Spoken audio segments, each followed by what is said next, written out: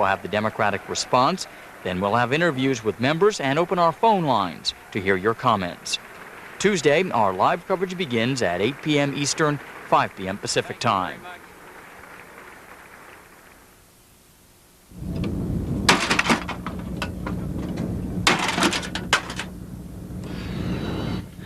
Up next, it's this morning's briefing from U.S. military officials in Riyadh, Saudi Arabia. Each day since the war in the Persian Gulf began, the U.S. military has been briefing reporters from the command center in Riyadh. Today's briefing at 10 a.m. Eastern Time was led by Brigadier General Pat Stevens of the U.S. Central Command.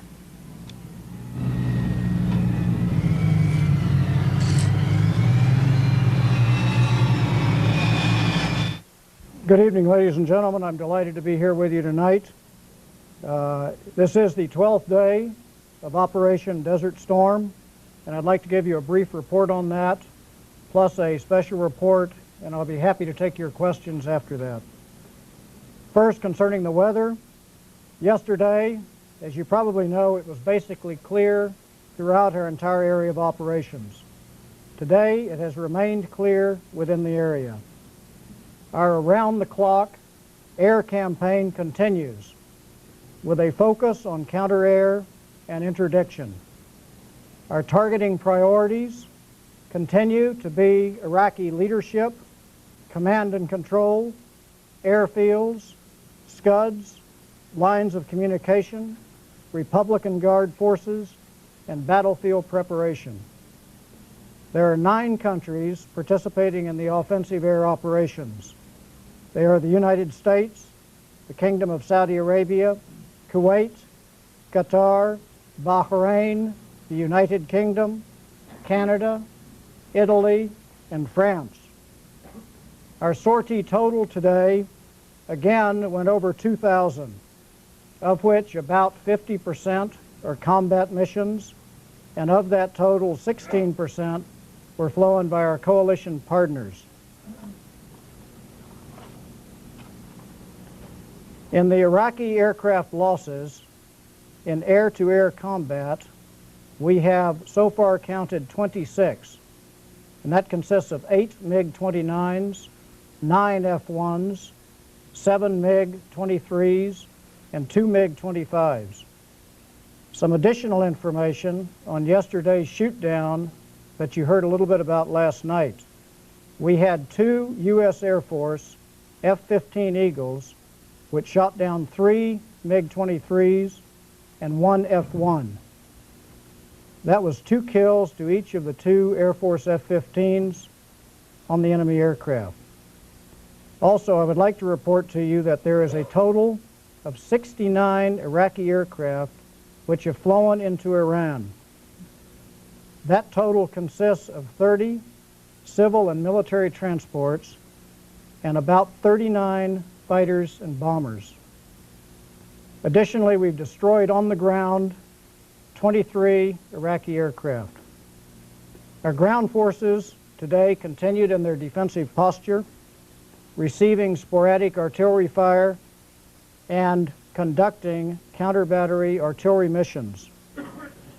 Turning to the naval forces, today naval A-6s attacked 2 Iraqi naval vessels in the Bubiyan Channel.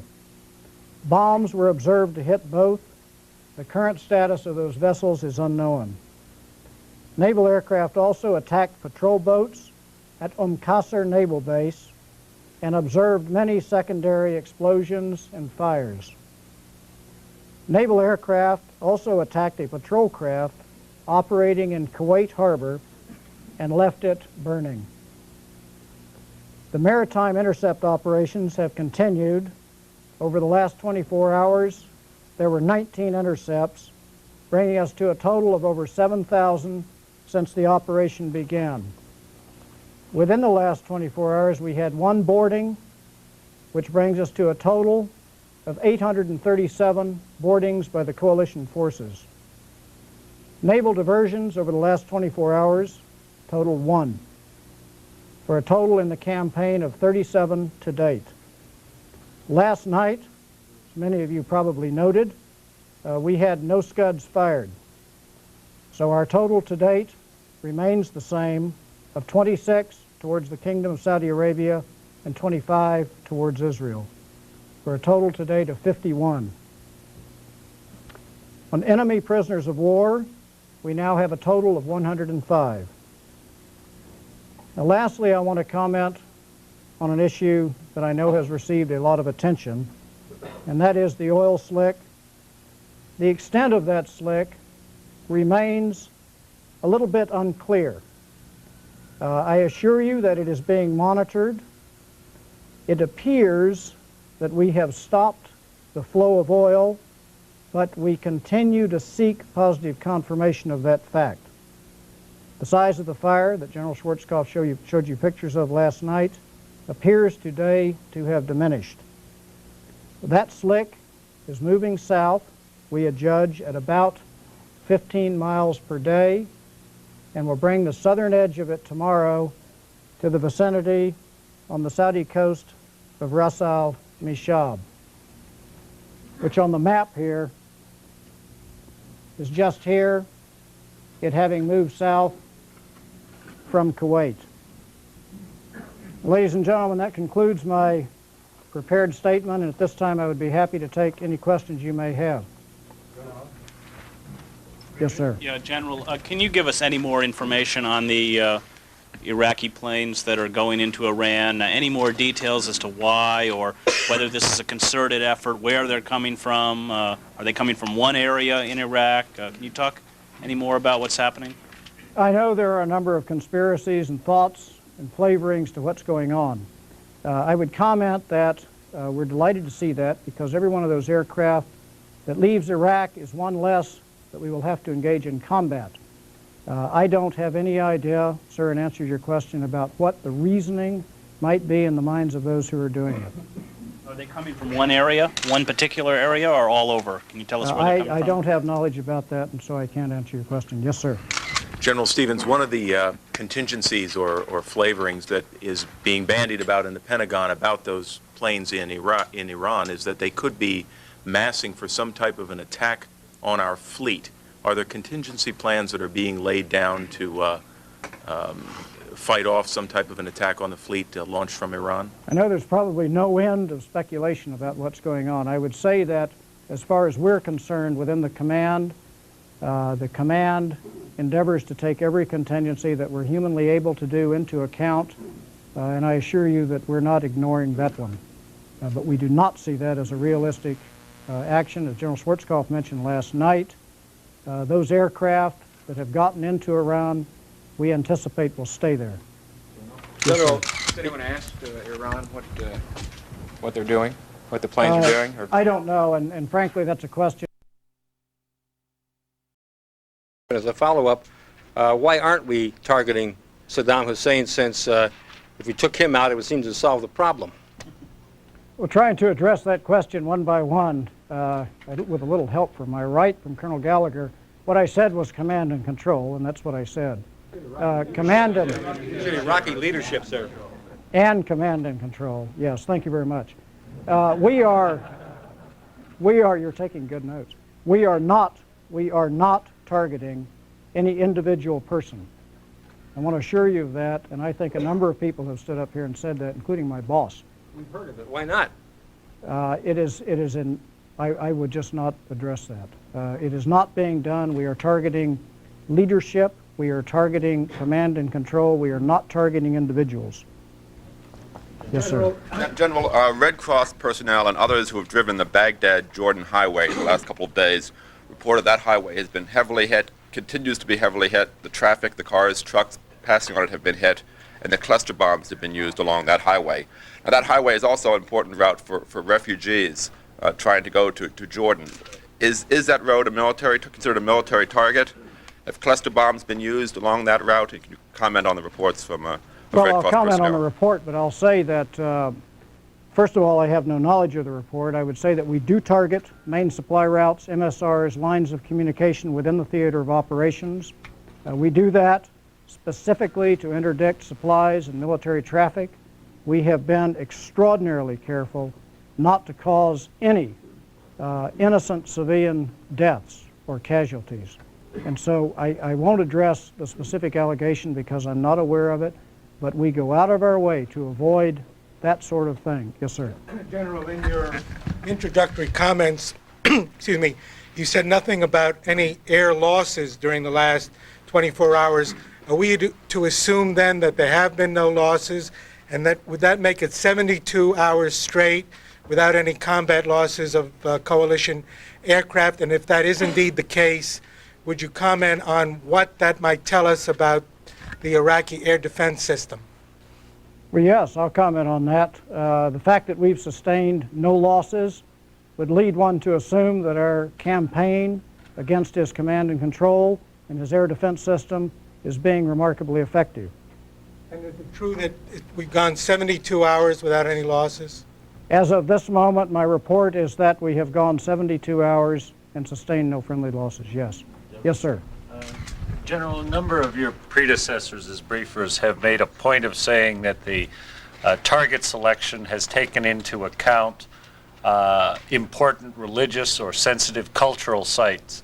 Can you tell me whether target selection also evaluated potential environmental damage from things like attacking refineries, and if so, whether potential environmental damage, if that was a factor in selecting targets? Well, I'm not going into target selection. For obvious reasons, I wouldn't want to comment on that. However, do let me comment on the question that you raise about targeting things that may not have a military effect.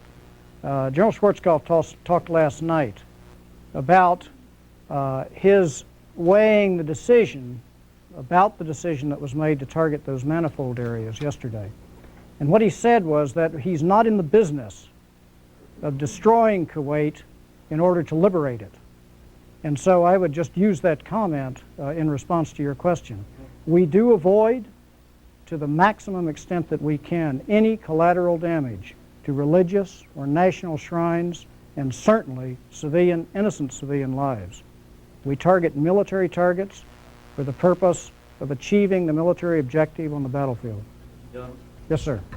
The figure you mentioned about prisoners of war, does it include those who cross lines and give themselves up, or those are treated differently?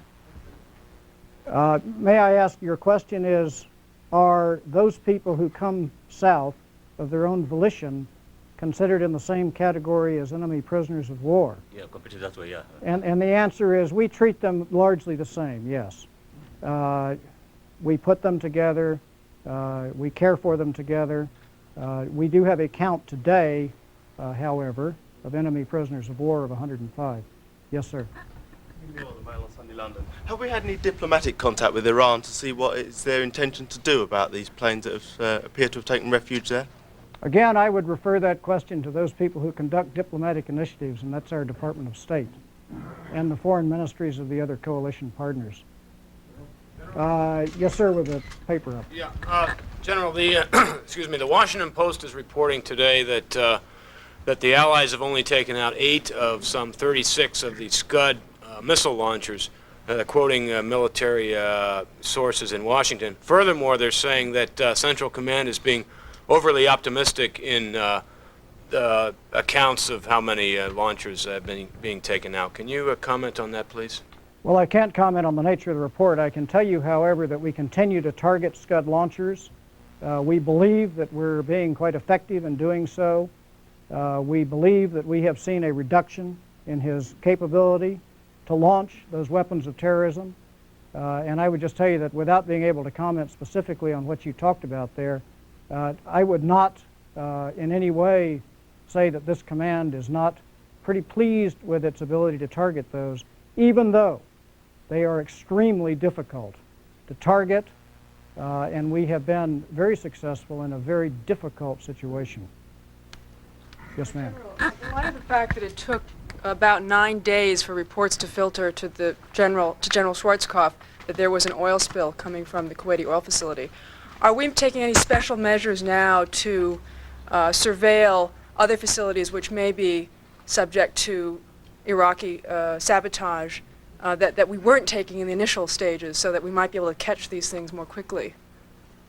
I would answer that question, I think, probably by saying that we surveil all those things which we feel are necessary in the conduct of the campaign.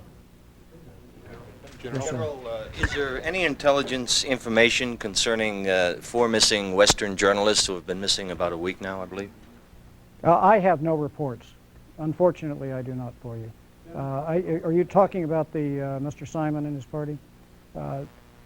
They are, that entire situation is being looked after by our host nation here, the Kingdom of Saudi Arabia. And of course, to the extent that we can, we offer any assistance in that regard, but I don't have a report for you tonight. Yes, sir. The administration said that we would not use nuclear weapons in this war. Has Saudi Arabia forbidden the United States to bring nuclear weapons in, and beyond that, are there nuclear weapons in Saudi Arabia at this time? I really don't want to go into operational matters of that nature. Thanks very much. Yes, sir. General, if I can go back to the missing CBS crew. A senior Saudi official has told CBS News that a defecting Iraqi soldier now in Saudi custody told them that several days ago, I'm not sure of the time frame, that he saw 4 Westerners in the custody of elite Iraqi troops in Kuwait. Do you have any knowledge of this prisoner of war? And if you did have knowledge, could we get access to him? No, sir, I have no knowledge. And beyond that, I'm really not prepared to comment this evening, but I have not heard that report, no. Yes, sir. The Baghdad says they caught some coalition people in a helicopter in Baghdad. Do you have anything on that? Let me make sure I understand that. A Baghdad report. They caught some coalition people in a helicopter in Iraq. No, I'm not aware of that. No, sir. Let me go to the back row back there. Yes, sir. There's only one ship, one Norwegian ship in the Gulf for to fight against the oil disaster. Do you really think it's enough to fight against this disaster? One Norwegian ship? Well, as I stand here, I'm not aware of that. I know that any help that could be provided would, I suspect, be very welcome, and I know the Norwegians have had some experience in that. But I can't address your question there. I have some late input. Excuse me for those who had their hands up. I have a report here that a U.S. Marine Corps AV-HB Harrier jet aircraft was reported lost today in action. The status of the pilot is unknown at this time. We will get more information to you as soon as it's available. I'm sorry to have to report that. Yes, sir. Last night, General Schwarzkopf, and I paraphrase, but left a clear impression that in bombing the oil manifold, that would hold it for 2 weeks. And I think he said, until we can get in there, his authorities informed him. That and comments from French and British sources over the weekend have suggested there's a 2-week time frame of continued aerial bombardment before any sort of land confrontation begins in earnest. Can I ask you, was it your intention? Are you putting that out as a 2-week time frame for the world to consider to be Oh, absolutely ahead? not. Absolutely not. And in fact, I'm sure you've heard person after person stand up here and tell you that we will not address the timing of any element of our campaign for what I know are very obvious reasons. Way in the back. Yes, sir. Of the Iraqi warplanes that have gone to Iran, how many of those are their best planes? F-1s, MiG-29s, that sort of thing? The question is, of the Iraqi aircraft which have flown into Iran, how many are F-1s? And MiG-29s. I don't have that up here, but we may be able to get that for you. Yes, sir. More in your bailiwick. What's the situation on A rations for most of the troops here now? Are they getting them daily, couple By meals rations, a day? You're talking about the hot food? Fresh food. Feeding the troops, which is always an issue in any Army, Navy, or Air Force at any time in history, remains an issue here. I've been a soldier myself for coming on close to 30 years now, and I have a great interest in food. The decision about what is made, on who gets what kind of ration, is a very complex logistical thing. The flowing, as we call it in the logistics area, of foodstuffs into the theater of operations and up to the front lines is a very, very difficult thing. We have to weigh those decisions with all the other things that we have to move, ammunition, spare parts, and everything else. And in this theater, of course, water is very important to us. So yes, and I'm probably not answering your question at all, but I'll tell you that we will feed A's whenever we can, because generally those are the most desirable, but we cannot do it all the time in every place. Well, is it mainly then still T rations and MREs? It depends on the situation. I'll have to leave it there because it depends upon where in the theater of operations that soldier, sailor, airman, Marine is. Army in the field. Same thing, depends on where they are. Yes, sir.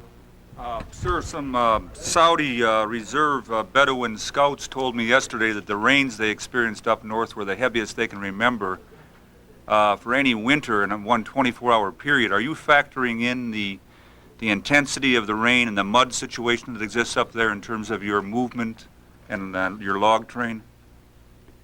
I think I would answer your question by saying that we factor every eventuality, and obviously to a military person, the weather and the terrain is fundamentally important, especially for those who grew up in the Army or the Marines. Is there rain and mud up there, though?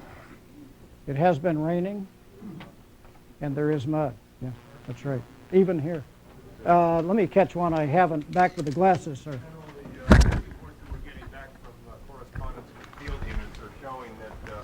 A lot of problem with shortages of equipment. Some of the equipment is still on the ships, according to some of the commanders. Other commanders are having trouble moving their units according to the movement schedule that they've been given. Could you respond to that at this level and give us some insight into what's going on?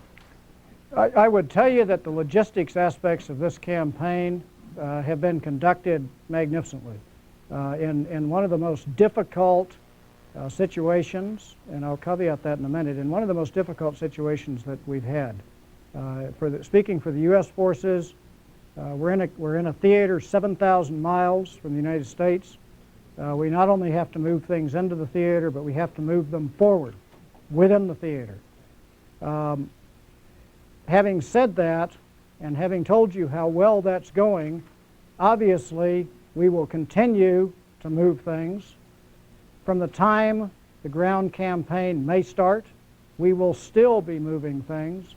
And I suspect you'll be hearing people talk about ships and trucks and transport and aircraft until the end of this campaign and beyond. I'm sorry? Situation now, any impediment to U.S. ground operations? I don't want to comment on any impediments or lack thereof. The campaign is progressing as it's planned and in accordance with the desires of the President, and will execute the orders as he dictates. Yes, sir. Can you comment on a report in a Saudi-owned Arabic newspaper today, Asharq al-Awsat, that SCUD missiles are being transported into Iraq from depots inside Jordan? No, I can't and won't. I'm simply not aware of it. Yes, sir. Sir, on the spill, U.S. response team flew in today, and one of the elements of that team was the Corps of Engineers. Can you give me any idea, the rest is EPA, I guess, and NOAA, and the Coast Guard, can you give me any idea if that's part of your own operation, or is this something that's entirely outside the field of operations of CENTCOM? Yes, it's not part of our operation, and that sounds confusing. Let me comment on that. We had the elements of that team you mentioned are accurate, and it also includes, I don't think you mentioned NOAA, the National Oceanic and Atmospheric Administration. That's a team that's here at the request of the Kingdom of Saudi Arabia. It's a composite team, as you suggested, of many elements of the U.S. government which have had expertise in dealing with past oil spills. It is not working for General Schwarzkopf, and that's about all I can say. Yes, sir? The following? The Iraqis have a facility like the Al-Ahmadi facility about 50 miles north on Fao Peninsula with the same sort of buoy system which could release more oil in. As a follow-up to an earlier question, is that now under increased aerial surveillance to make sure that Saddam doesn't dump some of his own oil in to make things? Well, for obvious reasons, I don't want to comment on what we surveil or don't look at. I would hark back to what the Commander-in-Chief, General Schwarzkopf, said last night, in which he said, we don't know what Mr. Hussein is going to do up there.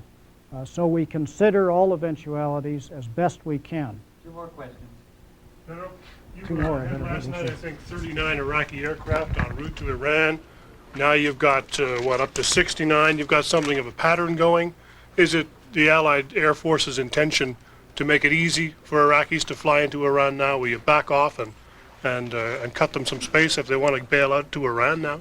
Is that your plan? Well, I don't want to comment on the conduct of the air campaign. I'm quite frankly not disappointed to see them flee into Iran, because once there, they are no longer a threat to us. As long as they're in the campaign, as long as they're in the theater of operations, we will go after them on the ground and in the air. If they're in Iran, they're beyond our ken. Yes, ma'am. General Schwarzkopf said you would take Iran at its word that it was neutral territory. That's Militarily, is that enough?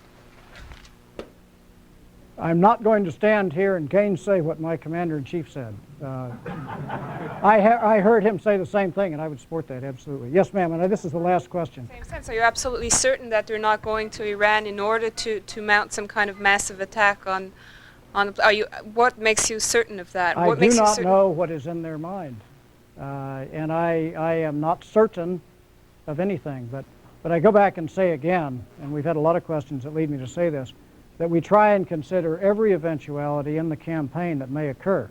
And so I'd like to assure you, and I would like to assure the enemy, that we're not forgetting they're there. Yes. As a follow-up, the number seems to have almost doubled in a day. Have they all left yesterday? Can you give us a breakdown of how many went at what time? No, I can't. I don't have that available, but I'm sure we can get it for you. Thank you. And ladies and gentlemen, thank you very much. I think that's it. Just after the U.S. briefing today, Saudi Arabian officials conducted a briefing led by their military official spokesman. Next, you'll hear from Colonel Ahmed al-Robayan of the Saudi Army as he briefed reporters just after 10:30 a.m. Eastern Time.